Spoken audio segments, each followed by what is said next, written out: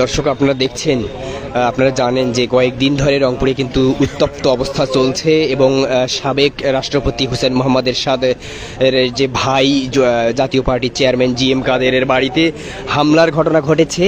এবং এই হামলার প্রেক্ষিতে কিন্তু বাংলাদেশ সেনাবাহিনী আজকে কিন্তু সাঁড়াশি অভিযানে নেমেছে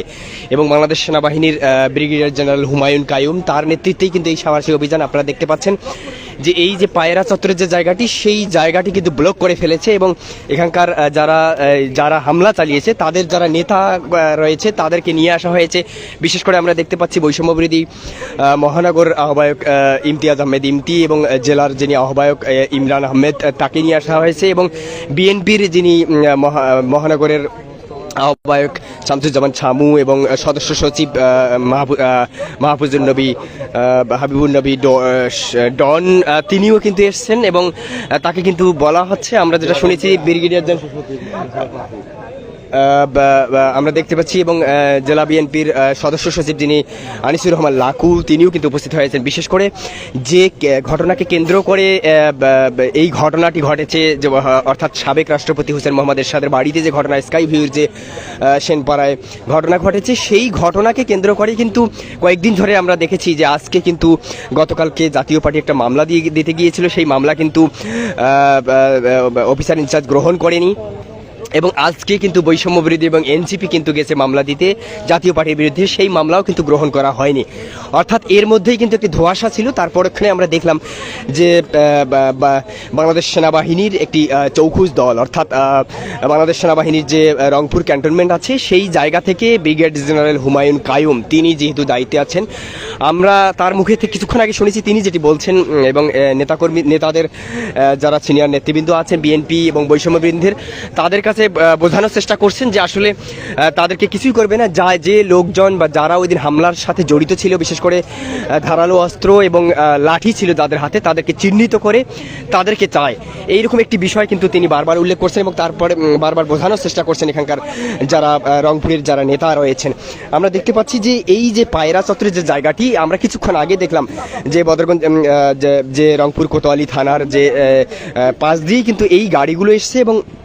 ব্রিগেডিয়ার জেনারেল হুমায়ুন কাইয়ুম তার নেতৃত্বে কিন্তু এই গাড়িগুলো এসেই কিন্তু পায়রা চত্বরে যে জায়গাটি সেই জায়গায় কিন্তু একেবারেই ব্লক করে দেওয়া হয়েছে এবং দিয়ে কিন্তু তা ব্রিগেডিয়ার জেনারেল হুমায়ুন কাইয়ুম তিনি কিন্তু বারবার বলার চেষ্টা করছেন যে যারা এর সাথে প্রকৃতপক্ষে জড়িত তাদেরকে আইনের আওতায় আনতে হবে এবং তাদেরকে তিনি নেবেন এবং সে কারণেই কিন্তু দলের যারা এখানকার সিনিয়র নেতৃবৃন্দ আছেন, বিশেষ করে আমি যদি নাম বলি যে বিএনপির মহানগর আহ্বায়ক, যেহেতু আমরা আপনাদেরকে একটু যদি বলি যে বাংলাদেশ সেনাবাহিনীর সেনাপ্রধান ছিলেন হোসেন মোহাম্মদ এরশাদ এবং ধারণা করা হচ্ছে যে সেই জায়গা থেকে যেহেতু বাংলাদেশ সেনাবাহিনীর সাবেক সেনাপ্রধান ছিলেন হোসেন মোহাম্মদ এরশাদ এবং বিশেষ করে ব্রিগেডিয়ার জেনারেল হুমায়ুন কাইয়ুম তিনি যেটি বলার চেষ্টা করছেন যে এই সময়ে যতক্ষণ আর্মি আছে ততক্ষণ পর্যন্ত কারো হাতে লাঠি থাকবে না, এরকম একটি বিষয় কিন্তু তার বারবার বলার চেষ্টা করছেন এবং তিনি কিন্তু সংকেত দিচ্ছেন এবং তিনি কিন্তু এখানকার নেতৃবৃন্দ যারা আছেন তাদেরকে সংকেত দেওয়ার চেষ্টা করছেন যে কোনোভাবেই এই সময়ে অর্থাৎ বাংলাদেশ সেনাবাহিনী যতদিন মাঠে আছে ততদিন কারো হাতে লাঠি দেখতে চায় না, এই মর্মেই তারা কিন্তু এই সাঁড়াশি অভিযানে নেমেছে এবং তারা বলার চেষ্টা করছে, বোঝানোর চেষ্টা করছে যে যারা এখানকার বিএনপির নেতৃবৃন্দ আছেন তাদেরকেও বোঝানোর চেষ্টা করছে, বৈষম্য বিরোধী যারা আছেন তাদেরকেও বোঝানোর চেষ্টা করছে যে কোনোভাবেই এই যে ঘটনাগুলো ঘটছে এবং বিশেষ করে অস্ত্রসহ এবং জন্য থানায় সন্ধ্যা থেকে কিন্তু অপেক্ষা করেছিল এবং তারপরে কিন্তু মামলা নেওয়া হয়নি, এজাহার নেওয়া হয়েছে এবং গতকালকে জাতীয় পার্টির পক্ষ থেকেও একটি মামলা দেওয়ার চেষ্টা করা হয়েছিল কিন্তু মামলা নেওয়া হয়নি, এজাহার নেওয়া হয়েছে এবং সেই যে ধোঁয়াশা সেই ধোঁয়াশা কাটাতে এবং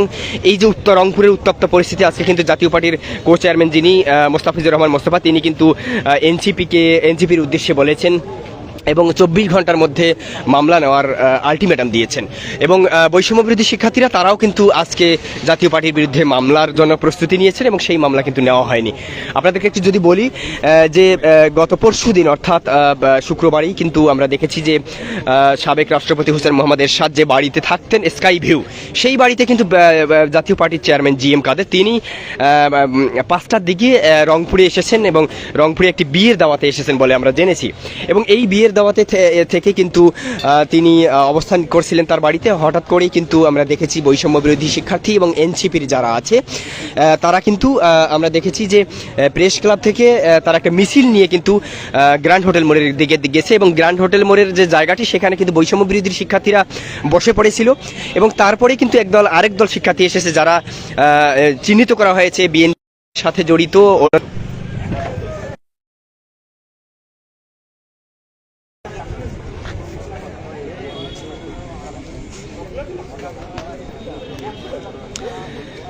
এবং এখানে আমরা দেখতে পাচ্ছি একেবারে পুরো এলাকা যে জায়গাটি আমরা অর্থাৎ জানি যে পায়রা চত্বর যে জায়গাটি, সেই জায়গাটি কিন্তু এখন আমরা দেখতে পাচ্ছি পায়রা চত্বর যাওয়া, শাপলা চত্বর যাওয়ার যে রাস্তা, একেবারেই সেন্ট্রাল রোড থেকে আসার যে রাস্তা, সেই রাস্তাগুলো কিন্তু ব্লক করে দেওয়া হয়েছে এবং ব্লক করে দিয়ে কিন্তু এখানে যারা জড়িত ছিলেন তাদের যারা নেতা রয়েছেন তাদেরকে নিয়ে আসা হয়েছে এবং তাদেরকে বোঝানো হচ্ছে যে আসলে এ ধরনের কোনো অনাকাঙ্ক্ষিত ঘটনা ঘটানো হবে না এবং যারা এর সাথে জড়িত ছিল তাদেরকে তারা চায় এবং তাদের হাতে তুলে নিতে চায়।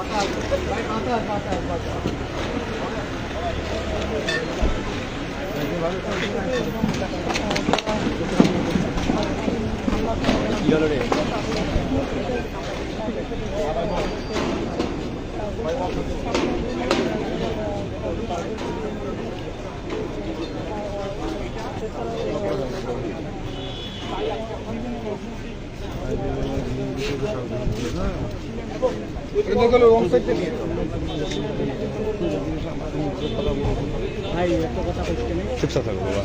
তুমি চুপচাপ থাকো, দূরে থাকো, লাইভের সময় দূরে থাকো।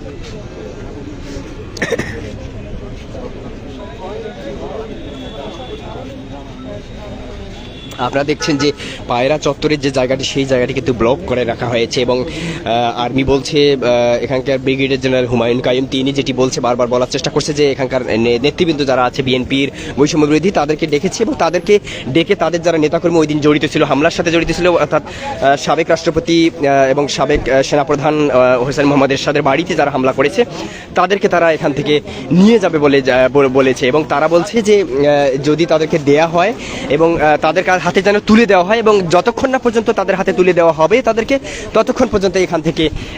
আর্মি বা বাংলাদেশ সেনাবাহিনী যাবে না বলে জানিয়েছে। আমরা কিছুক্ষণ আগে কথা বলছিলাম যিনি এই অপারেশনের দায়িত্বে রয়েছেন ব্রিগেডিয়ার জেনারেল হুমায়ুন কাইম, তিনি কিন্তু আমরা দেখেছি যে বিভিন্ন প্রোগ্রামে রংপুর শহরের গত আমরা পুজোর সময়ও দেখেছি যে তিনি কিন্তু প্রতিটি পূজা মণ্ডপে কিন্তু গেছেন। আপনাদেরকে আসলে আপনারা এখানে কেন? আপনারা জানেন যে গত 30 তারিখ রাতে